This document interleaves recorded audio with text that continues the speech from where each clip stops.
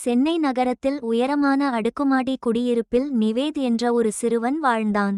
அவனுக்கு மழை மிகவும் பிடிக்கும். மழை பெய்யும் போது அவன் பால்கனியில் நின்று துளிகளை பார்த்து மகிழ்ந்தான். ஆனால் ஒரு வருடம் மழை மிகவும் குறைந்துவிட்டது. பூங்காவில் இருந்த புல் உலர்ந்தது. வீதிகள் வெப்பமாகின. ஒரு நாள் பள்ளியில் ஆசிரியர் கேட்டார், மழை ஏன் குறைகிறது? அனைவரும் அமைதியாக இருந்தார்கள். அப்போது நிவேத் கையை உயர்த்தினான். மரங்கள் குறைந்தால் மழையும் குறையும் அல்லவா மேம்? ஆசிரியர் சிரித்து, சரி, நகரங்களில் கட்டிடங்கள் அதிகம். ஆனால் மரங்கள் குறைந்து கொண்டே போகின்றன. மரங்கள் காற்றை குளிர்விக்கிறது, மேகங்களை ஈர்க்க உதவுகிறது என்றார். அன்று மாலை நிவேத் தன் அபார்ட்மெண்ட் அங்கிள்களையும் ஆண்டிகளையும் கேட்டான். நாம் நம்முடைய கட்டிடத்தின் முன்பும் மேல் மாடியிலும் செடிகள் வைக்கலாமா? முதலில் யாரும் கவனிக்கவில்லை.